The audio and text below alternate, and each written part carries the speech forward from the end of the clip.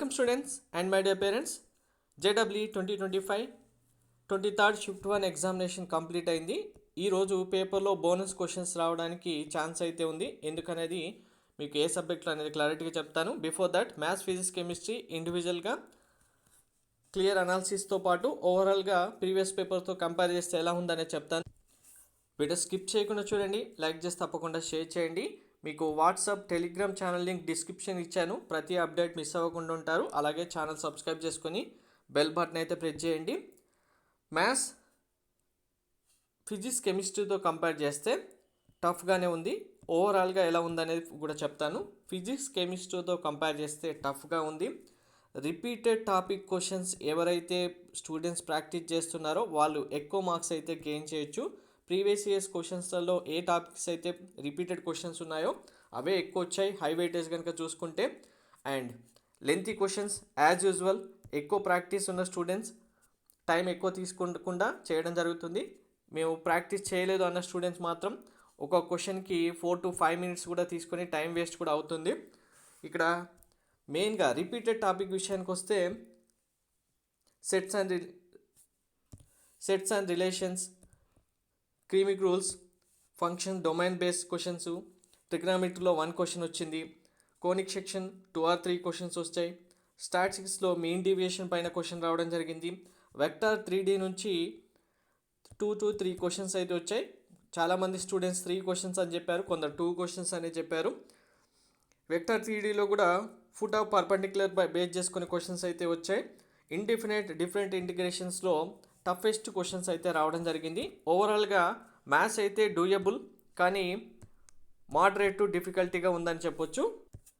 So physics, chemistry చెప్పడానికంటే ముందు very important update. College those team వాళ్ళు ఫ్రీగా వాట్సాప్లోనే మీకు జేఈ సంబంధించిన complete shift wise analysis provide చేయడం జరుగుతుంది. మీరు జస్ట్ స్లాట్ వైజ్గా ఏ స్లాట్ సంబంధించిన అనాలిసిస్ కావాలో దాన్ని సెలెక్ట్ చేసుకుంటే కంప్లీట్గా అన్నీ వస్తాయి. డిస్క్రిప్షన్లో లింక్ ఇచ్చాను, లింక్ పైన క్లిక్ చేసి వాట్సాప్లోనే మీకు కావాల్సిన డీటెయిల్స్ వెరిఫై చేసుకోండి. Next coming to physics. So chemistry కంటే ఓవరాల్గా చూసుకుంటే ఫిజిక్స్ కొంచెం టఫ్గానే ఉంది. అన్ని సబ్జెక్ట్లో మ్యాథ్స్ ఏ టఫెస్ట్ సబ్జెక్ట్ ఈరోజు పేపర్లో అయితే. ఫిజిక్స్ విషయానికి వస్తే formula based question only 4 to 5 మాత్రమే రావడం జరిగింది. లాస్ట్ ఇయర్ లాగా 50% క్వశ్చన్స్ అయితే ఫార్ములా బేస్డ్ రావట్లేదు, కానీ అప్లికేషన్ బేస్డ్ క్వశ్చన్సే ఎక్కువగా ఉన్నాయి. అప్లికేషన్ సాల్వ్ చేసే స్టూడెంట్స్ ఈజీగా చేయగలుగుతారు. మోడర్న్ ఫిజిక్స్ లో వెయిటేజ్ వస్తుంది. ఆప్టిక్స్ నుంచి హై లెవెల్గా క్వశ్చన్స్ అయితే వస్తున్నాయి. ప్రాక్టీస్ ఎక్కువ ఉన్న స్టూడెంట్స్ చేయగలిగాలి అని 11th and 12th క్లాస్ బ్యాలెన్స్గా ఇచ్చారు పేపర్ అయితే. రీజనింగ్, స్టేట్మెంట్ టైప్స్ క్వశ్చన్స్ కూడా వచ్చాయి. అండ్ రేడియో యాక్టివిటీ నుంచి అవుట్ ఆఫ్ సిలబస్ అయితే క్వశ్చన్ వచ్చింది, అదొకసారి చూసుకోండి. అలాగే ఫిజిక్స్లోనే 2 క్వశ్చన్స్ కరెక్ట్ ఆన్సర్స్ లేక, క్వశ్చన్స్ కరెక్ట్ లేక డ్రాప్ అవ్వడానికి ఛాన్స్ ఉంది, బోనస్ మార్క్స్ రావడానికి ఛాన్స్ ఉంది. మీకు టెలిగ్రామ్, వాట్సాప్లో నేను క్వశ్చన్ పేపర్ అప్లోడ్ చేసినప్పుడు ఈ క్వశ్చన్స్ ఏంటనేది మీకు టిక్ చేసి ఇస్తాను. ఓవరాల్గా ఫిజిక్స్ అయితే మోడరేట్గా ఉంది, టఫెస్ట్ అయితే కాదు. ఇక్కడ ఎవరైతే applications, formula based questions solve చేయగలిగే స్టూడెంట్స్ ఉన్నారో మంచి మార్క్స్ అయితే తెచ్చుకోవచ్చు. కమింగ్ టు కెమిస్ట్రీ అయితే ఈజియెస్ట్ అనే చెప్పొచ్చు. ఓవరాల్గా చూసుకుంటే మెయిన్గా కాన్సెప్ట్ బేస్డ్ క్వశ్చన్స్ రావడం జరిగింది ఎన్సీఆర్టీ నుంచి, కానీ కొన్ని క్వశ్చన్స్ అయితే ఎక్కువగా థింక్ చేయాల్సి వచ్చింది, అంటే కొంచెం డెప్త్ ఎక్కువగా ఉంది. ఆర్గానిక్ నుంచి అయితే హై వెయిటేజ్ రావడం జరిగింది, ఫిజికల్, ఇన్ఆర్గానిక్ చూసుకుంటే.